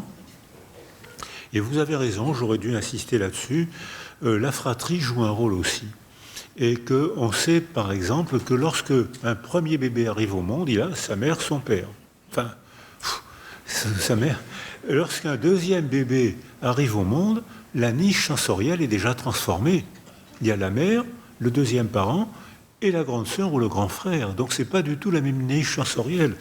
Donc, comme on le disait tout à l'heure, en plus c'est le deuxième bébé ou c'est le troisième bébé. Donc ça veut dire que la mère a appris, le corps de la mère n'est pas le même. Psychologiquement, la mère a appris son métier de mère, et plus on vieillit, plus on est décontracté avec les enfants. Les jeunes parents sont très autoritaires, et alors être grand-père, qu'est-ce que c'est agréable! Parce que c'est mes enfants qui ont tous les soucis, nous on n'a que les plaisirs. C'est-à-dire que parce que et les parents, en vieillissant, deviennent... Alors, je parlais de ça à Toulon avec Monseigneur Ray, je dis son nom parce que... Et il me disait, les paysans provençaux apprenaient à leurs enfants à les vouvoyer. Et donc, ils vouvoyaient le bébé au moment de la 3e année. Quand l'enfant apprenait à parler, ils le vouvoyaient. Donc, l'enfant apprenait à vouvoyer ses parents. Et à la fin de la 3e année, les parents tutoyaient le bébé, et l'enfant qui avait appris à vouvoyer ses parents, il continue à vouvoyer ses parents. Lui, étant le numéro 7, ses parents en avaient vu d'autres, donc ils ont tutoyé le bébé tout le temps, et quand le bébé a parlé, ils l'ont tutoyé. Donc le bébé, le numéro 7, est le seul à tutoyer ses parents, ce qui provoque la jalousie des aînés, qui dit de quel droit tu as, toi, de tutoyer nos parents, alors que nous, on est obligé de les vouvoyer. Donc ça veut dire que les relations... Alors vous avez raison, il y a la présence de l'aîné. De plus, il y a la séparation. Si l'aîné est une grande sœur ou un grand frère, il peut materner le petit. S'il y a 10 mois, 15, 12 mois, le DIP n'est pas encore en place. Et dans ce cas-là, le premier bébé ressent le deuxième bébé comme un voleur de mère. Et là, il lui en veut beaucoup. Et là, il y a des rivalités fraternelles qui empoisonnent la vie familiale. Alors que s'il y a une grande différence, l'aîné materne un peu, on le responsabilise, et dans ce cas-là, la niche sensorielle est harmonieuse. De plus, quand il y a un problème psychologique ou un handicap dans la famille, très souvent, c'est l'enfant handicapé qui devient le centre de l'attention des parents. Et le deuxième enfant non handicapé a l'impression d'être moins aimé que le premier enfant. Donc c'est l'enfant sain, bien aimé, qui a l'impression qu'on le rejette, alors qu'il n'est pas rejeté. Mais c'est la nécessaire adaptation des parents, parce qu'il faut bien s'occuper de cet enfant qui démarre mal dans la vie ou qui démarre avec un handicap, il faut bien s'en occuper. Et le deuxième ou troisième enfant interprète ça comme il n'y en a que pour ma sœur aînée ou mon frère aîné, moi on ne m'aime pas. Mes parents, quand je pleurais, mes parents me laissaient tout seul. Alors que quand le handicapé pleurait, les parents accouraient tout de suite. Donc il y a toute une sorte de dynamique familiale, et merci pour votre question, parce qu'effectivement, j'aurais dû en parler, sans compter que les bébés, les enfants et nous-mêmes, on interprète, le même fait peut être interprété de manière totalement différente selon notre tempérament et selon l'âge de notre développement. Par exemple, j'ai eu l'occasion de voir un couple de jumeaux dizygotes, garçon-fille. Ils ont des parents 68 arts. Je vois le garçon et la fille, ils ont 30 ans. Le garçon me dit « Oh, j'ai eu une enfance de rêve. On avait une liberté totale. Nos parents ne pensaient que partaient le soir, ils ne pensaient qu'à fumer des pétards et faire la révolution sociale jusqu'à 5 heures du matin. Je dormais chez qui je voulais, je mangeais ce que je voulais, j'allais à l'école quand je voulais, j'ai eu une enfance de rêve. Je vois la fille, on a eu une enfance d'horreur. On était toujours seuls, nos parents n'étaient jamais là, j'étais anxieuse, personne ne me sécurisait. La fille, à l'âge de 15 ans, demande d'aller en pension, où elle est sécurisée. Si les parents avaient mis le garçon en pension à 15 ans, il aurait éclaté les murs. C'est-à-dire qu'ils ont eu la même mère, au même moment, dans le même contexte culturel, mais ils ont interprété le même fait de manière différente, même carrément opposée, et ça je crois qu'on le fait tous. Et dans une fratrie, si vous voulez vous disputez ce soir, vous demandez, tu te rappelles quand tu étais à l'anniversaire de maman, quand elle a eu 50 ans? Mais tu n'étais pas là. Mais si, j'étais là. Mais non, tu n'étais pas là. Vous allez voir. Ça marche à tous les coups. On voit le monde de manière différente. Donc, c'est normal qu'il y ait des disputes familiales. Merci Aurore pour cette première question. On a une question juste ici, Madou Desbois, je pense. Bonsoir. Moi, j'avais une question. En conclusion, on parlait de l'augmentation du congé paternité et du bénéfice chez le papa. Mais du coup, quelles sont les mesures? Qu'est-ce qu'on a mesuré? Est-ce qu'on a constaté une diminution de la dépression postpartum chez les mamans? Alors non, la surprise, c'est qu'on avait prévu une diminution. Alors, il faut distinguer dépression postnatale et postpartum. Je pense que le postpartum, c'est une réaction physiologique qu'éprouvent beaucoup de femmes. Il y a le remaniement hormonal, il y a le sentiment de changement du corps, il y a ce petit bonhomme ou cette petite bonne femme qui quand même prend du temps. Donc il y a quelques jours de flottement psychologique. S'il y a un entourage autour de cette jeune maman, ça va durer quelques jours, peut-être une semaine ou deux, et puis hop, elle va reprendre son chemin. Alors que la dépression périnatale, c'est autre chose. La dépression périnatale, c'est je suis malade, je suis malheureuse, j'ai envie de mourir, je regrette d'avoir mis au monde cet enfant, j'ai peur de lui faire du mal. Donc, les phobies d'impulsion, donc là c'est grave, ça fait souffrir, et si on ne fait rien, ça risque de durer. Et puis surtout, si on ne secourt pas la mère rapidement, le bébé a une niche dysfonctionnelle qui va faire dysfonctionner son cerveau. Donc je crois qu'il faut distinguer postpartum, dépression périnatale. On avait prévu logiquement qu'en augmentant le congé paternité, la jeune maman n'étant plus seule, il y aurait moins de dépression. Il y a eu le même nombre de dépressions. En revanche, ce qu'on n'avait pas prévu, c'est l'amélioration psychologique des pères. Alors là, ça c'est... Et l'amélioration très nette. Ils sont contents, ils sont heureux, ils sont utiles. Ils découvrent un monde qui leur était évité depuis que les êtres humains sont sur Terre. Les hommes ne s'occupaient pas des bébés. Ils découvrent un monde nouveau. Le lien avec leur femme s'améliore. Le bébé, il a ses deux figures d'attachement. Tout le monde va mieux, surtout les pères. Est-ce que... Boris, est-ce que dans cette étude, il a été tenu compte des femmes célibataires, des mères célibataires où il n'y a pas de congé parental? Est-ce qu'il y a eu du coup une étude qui permet de le comparer? Alors bien sûr, à Paris particulièrement, 60% des femmes qui ont un enfant l'élèvent seules. C'est-à-dire que c'est un phénomène de société stupéfiant. Alors qu'avant, c'était impensable, parce qu'on mariait les filles. Hein. Lévi-Strauss dit on donnait les femmes. C'est l'expression de Lévi-Strauss. Et c'est resté dans la religion catholique. C'est un peu moins net dans la religion musulmane, mais c'est très net dans la religion catholique.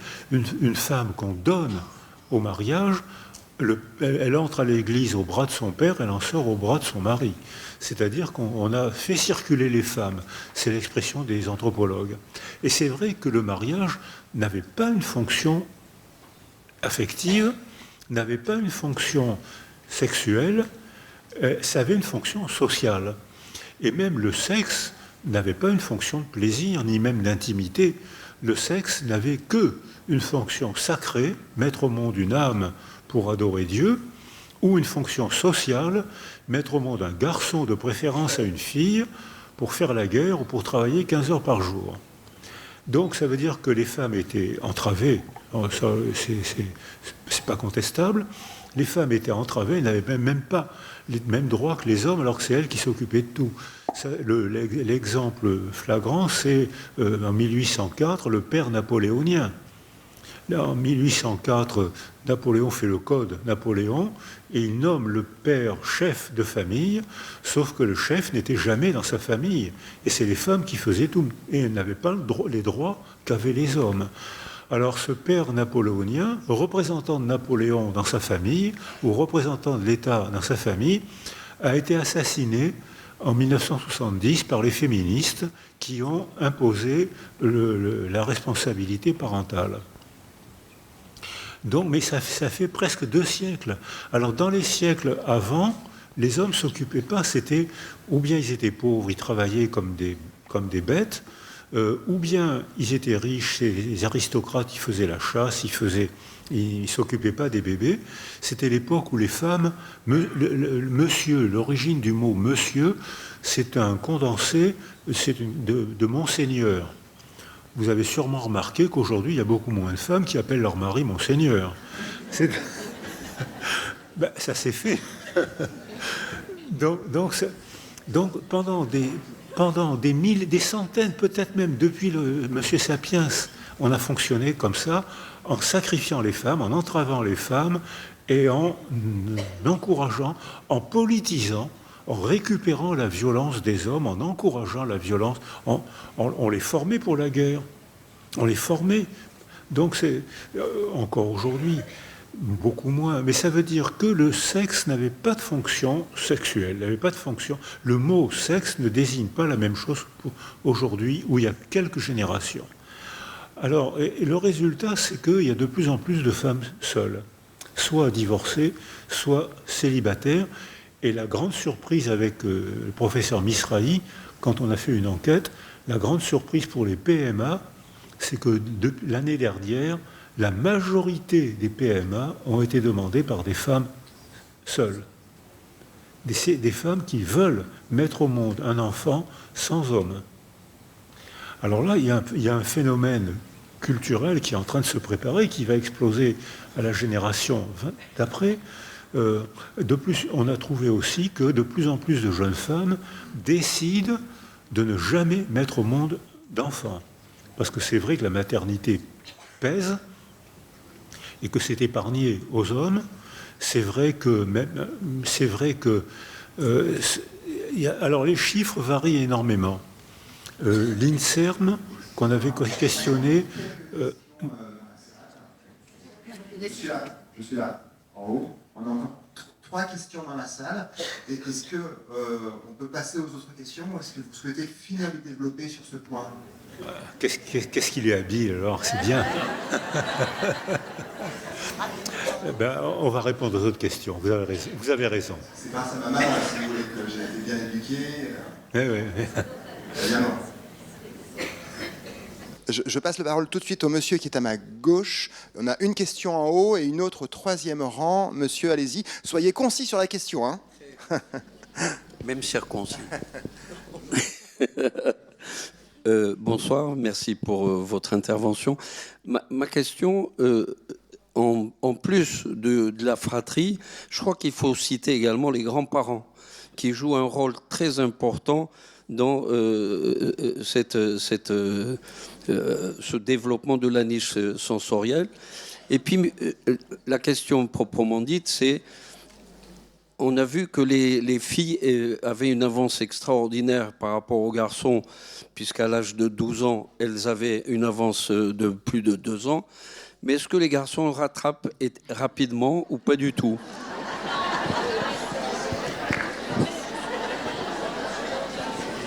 Il est inquiet, là.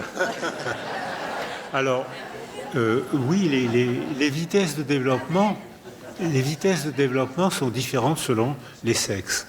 Et les garçons rattrapent un petit peu à l'adolescence où il y a l'élagage synaptique. Ça veut dire que les synapses se concentrent et les circuits neurologiques se réduisent.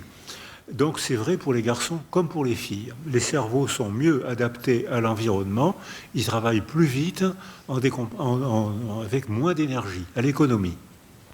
Les femmes ont une deuxième élagage synaptique au moment de la première grossesse. Ça veut dire qu'elles s'adaptent encore mieux et qu'elles vont encore plus vite dans les décisions de la vie quotidienne. Elles jugent plus vite.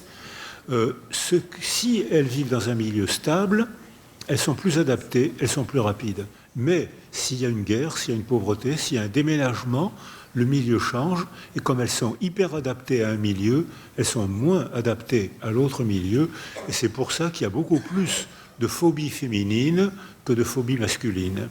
Parce que Le bénéfice, c'est qu'elle s'adapte plus vite que les garçons. Le maléfice, c'est que quand il faut changer, elle s'adapte moins vite que les garçons. Alors, le rattrapage neurologique se fait un petit peu au moment des élagages et surtout à la fin de la maturation, un cerveau de garçon ou de fille arrive à maturité à 25 ans, à la fin des études. Et là, les garçons rattrapent trop tard.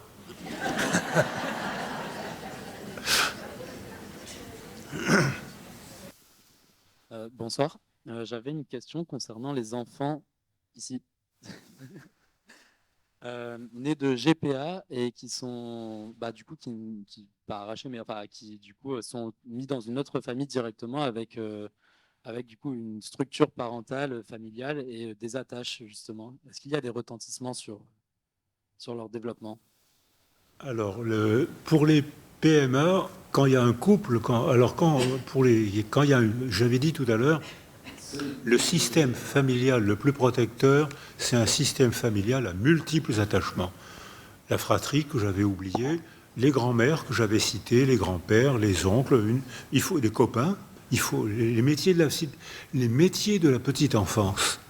Alors là, les puéricultrices, les jardinières, les crèches jouent un rôle énorme dans notre culture, quand il y en a. Et donc ça veut dire... alors les enfants nés de PMA, s'il y a une niche sans son... La question, c'est sur les enfants nés d'une GPA. Non, Gestation pour autrui. Oui, attendez, pleurez pas, attendez. Alors, pour les PMA, il n'y a pas de différence. Pour la GPA, les enfants sont portés par une autre femme. Les premières empreintes se passent dans l'utérus, comme on le défend très clairement maintenant, j'en ai parlé tout à l'heure. Ce qui veut dire que d'abord, c'est un utérus de location, ce qui pose un problème éthique, plus que technique. Alors, c'est un utérus de location. Mais en France, c'est interdit pour l'instant, mais il y a des pays où une femme peut louer son utérus pendant 9 mois. Ce qui veut dire que le bébé reçoit les premières empreintes de cette femme-là. Par contrat, parce qu'il y a des contrats de vente, par contrat, le bébé est donné à une autre femme ou parfois à 2 hommes. Puisqu'en France, il y a des couples homosexuels, j'en connais plusieurs, qui vont louer un utérus et qui amènent la femme qui accouche en France, donc l'enfant est français, ils gardent des relations amicales avec la mère porteuse et ils élèvent leur enfant et ils se font souvent aider. Donc la niche sensorielle, là, elle est désorganisée. Et on constate en effet que pendant quelques jours ou quelques semaines, l'enfant reconnaît mal la voix de sa mère, puisque ce n'est pas la même femme. L'enfant reconnaît mal l'odeur de sa mère, puisque ce n'est pas la même femme. L'enfant ne reconnaît pas la manipulation, ce n'est pas la même femme.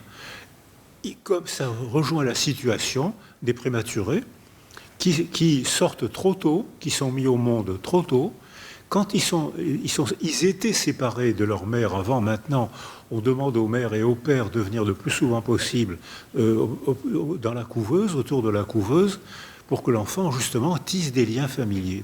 Mais pendant un moment, Irène Lésine avait fait un travail pour répondre à votre question, bien sûr. Les enfants sont désorganisés pendant quelques jours ou quelques semaines. Et comme dans l'adoption, et quelques semaines après, les enfants sont familiarisés dans les nouveaux bras de la mère ou de l'homme qui s'occupe de l'éducation de cet enfant, et l'enfant reprend un développement normal.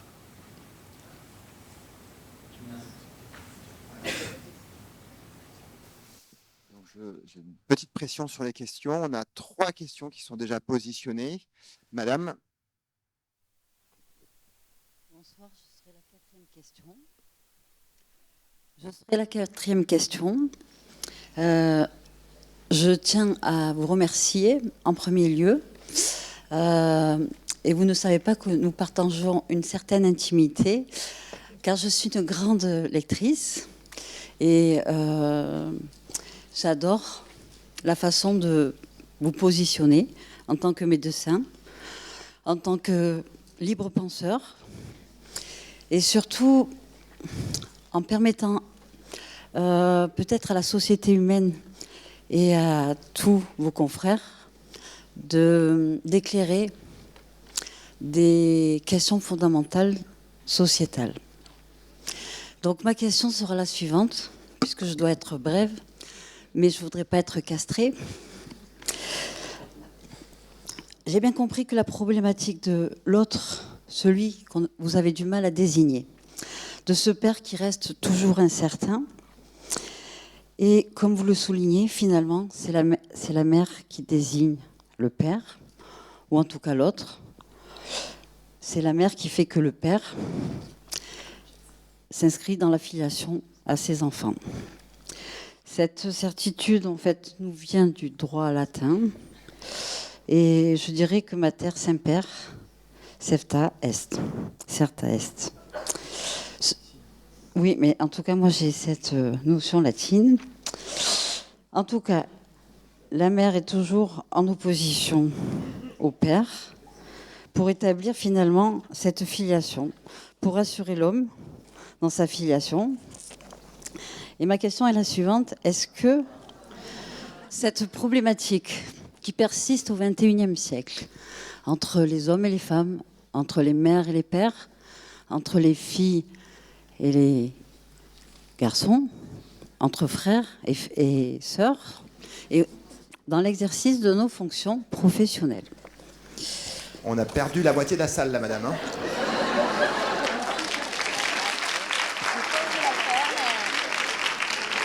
Alors, pourquoi et que pensez-vous? Et vous m'avez compris, peut-être vous êtes le seul. Et je n'en prends pas ombrage de l'enfant précoce que j'ai été. Donc, pourquoi on en arrive toujours là? Eh bien, ma réponse va être claire. Heureusement qu'il n'y a que deux sexes.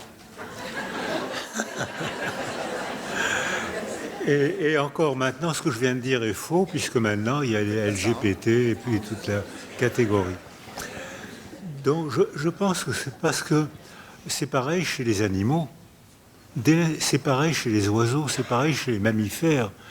Parce que, par exemple, chez les mammifères, le développement d'une petite femelle n'est pas le même que le développement d'un petit mâle.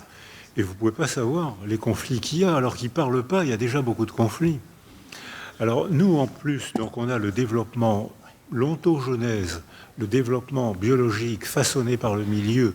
On n'est pas sensible aux mêmes empreintes, on ne reçoit pas l'impact du milieu de la même manière si on est petit garçon ou petite fille. Par exemple, les petits garçons sont intolérants à la frustration. Ils réagissent par la colère. Les petites filles ne sont pas heureuses dans la frustration, mais elles réagissent différemment, et ça reste pendant très longtemps. Elles appellent au secours, et quand elles sont adolescentes, c'est la meilleure, ou jeunes femmes ou femmes, c'est généralement, elles téléphonent à la meilleure amie. Et là, ça a une fonction psychothérapeutique, c'est-à-dire que les femmes ne provoquent pas le rejet, au contraire même, elles provoquent une relation d'aide, alors que les garçons provoquent l'hostilité quand ils sont intolérants à la frustration. Et cette intolérance des garçons à la frustration a été utilisée par toutes les cultures pour les encourager à la guerre, au métier de la guerre. Il y a eu la plupart des civilisations, j'ai connu ça, je suis de la qualité d'avant-guerre, j'ai connu 2 guerres. La violence des garçons est récupérée idéologiquement pour exploiter la violence des garçons. Un garçon, quand j'étais dans les années qui n'était pas violent, était méprisé. C'est plus le cas aujourd'hui. Donc c'est pareil chez les animaux. On voit même chez les oiseaux, il n'y a pas beaucoup de dimorphisme entre les mâles et les femelles. Il faut vraiment avoir l'œil pour faire. D'abord, il n'y a pas de pénis chez les oiseaux, mais il faut vraiment avoir une habileté, l'habitude pour faire la différence entre un mâle et une femelle. Ils n'ont pas les mêmes comportements. Alors on ne peut pas dire que ce soit la culture qui ait fait la différence. C'est-à-dire que probablement, mais c'est le milieu. les animaux mâles et les animaux femelles ne reçoivent pas les mêmes informations et ça n'a pas le même impact sur eux. Et la théorie du genre n'est pas fausse, dans la mesure où nous, non seulement on a cet impact comme tous les mammifères, mais en plus, on a le poids des mots. Une fille, c'est comme ça, un garçon, c'est comme ça. Donc nous, on a une double contrainte. On a la contrainte biologique et la contrainte verbale, les récits culturels. Une fille ne peut pas faire ce métier, ou un garçon ne peut pas élever un bébé, ne peut pas s'occuper d'un enfant. Donc merci pour votre question, parce que je crois que dans le monde vivant, c'est comme ça. Et je crois même que chez les insectes, c'est comme ça aussi. Et une dernière question, je m'excuse pour tous ceux qui voulaient poser des questions derrière. On aura l'occasion d'échanger de manière tout à fait libre au buffet en bas. Je vous invite à, une fois que madame aura posé sa question et que le docteur Cyrulnik aura répondu, je vous invite à descendre en bas au rez-de-chaussée. Il y a une collation qui vous attend. Madame, à vous la question. Alors, je vais être très brève et je vais rester donc dans la thématique des 1000 premiers jours. Je voulais que vous m'en disiez un petit peu plus sur la niche sensorielle d'un petit enfant dont la jeune maman aurait fait un déni de grossesse bien avancé. Alors, il faut distinguer le déni de grossesse et la négation de la grossesse. Dans le déni de grossesse, les femmes sont enceintes jusqu'aux yeux et elles soutiennent qu'elles ne sont pas enceintes. Elles n'ont plus de règles, elles ont les seins gonflés, à l'œil nu, elles sont enceintes jusqu'aux yeux, et elles dénient la grossesse. Si ces femmes sont laissées seules, elles considèrent parfois que le bébé n'existe pas, qu'elles n'ont pas accouché. Alors, ce que j'ai entendu, j'avais une sciatique. Vous avez eu mal? Oui, j'avais une sciatique. Ou alors, mais vous avez quand même mis au mode, vous avez expulsé quelque chose. Oui, c'était un fibrome. Elle n'arrive pas à se représenter le bébé. Et là, ça peut être dangereux puisque c'est parfois source d'infanticide ou en tout cas, j'ai eu 3 cas de femmes qui avaient jeté le bébé dans le vide-ordure. Donc ça peut être très grave. En revanche, la négation, il y a des femmes qui ne prennent pas conscience de leur grossesse parce que c'est des femmes qui sont mal réglées. Et là, ça fait un peu long quand même, elles pensent à autre chose. Ce n'est pas un déni, puisque quand le bébé arrive, c'est la surprise. Si elles sont entourées, elles s'occupent du bébé et le bébé rattrape leur retard très rapidement parce que, alors, les bébés ont un petit retard quand même parce que dans les échographies qui ont été faites, les bébés, quand la mère a un déni de grossesse, le bébé ne bouge pas. Alors on ne sait pas pourquoi il ne bouge pas. Peut-être parce que la mère a un déni de grossesse, peut-être que la mère a un déni de grossesse parce que le bébé ne bouge pas. Donc elle ne se sent pas enceinte. Ce qui est sûr, c'est que quand c'est un déni de grossesse, il faut faire très attention, parce que ça peut évoluer vers une tragédie. Si c'est une négation, la mère est surprise. Si elle est entourée, tout le monde rattrape le retard. La mère dit, ça, alors je mets au monde un bébé par surprise. Et alors là, ça se rattrape. Ça rejoint la question sur la GPA de tout à l'heure. C'est-à-dire que ce retard incontestable, si la mère est entourée et si elle prend conscience que c'est un bébé qu'elle a mis au monde et pas un fibrome qu'elle a expulsé, tout se remet en place en quelques semaines. Eh bien, merci beaucoup. Le mot de la fin.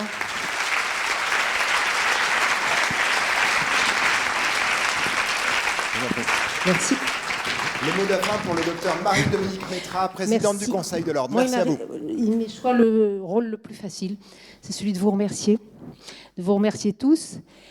Je convie tous les membres, il n'y en a pas beaucoup, du Conseil de l'Ordre qui sont présents dans la salle à monter sur scène. Je voudrais une photo souvenir parce que ça nous a demandé beaucoup de travail. Je suis très très contente, ça a marché. Pardonnez-nous de ce petit moment d'intimité. On va faire une photo. Je vous remercie et je vous attends dans quelques secondes.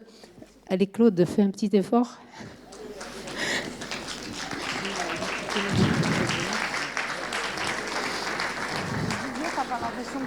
Elsa. Et Betty et Alexandra, on vous attend. On ne part pas si vous ne descendez pas. Betty. Non, Betty et Alexandra, elles ne veulent pas descendre. Bien sûr. Qui prend la photo? Ah oui. Et personne. On attend Betty et Alexandra qui arrivent. Oui, on est nombreux, heureusement. Voilà. Voilà, c'est une grande première. Je pense que c'était pas mal. Merci, Monsieur Cyrulnik. Merci à vous. C'est moi qui remercie.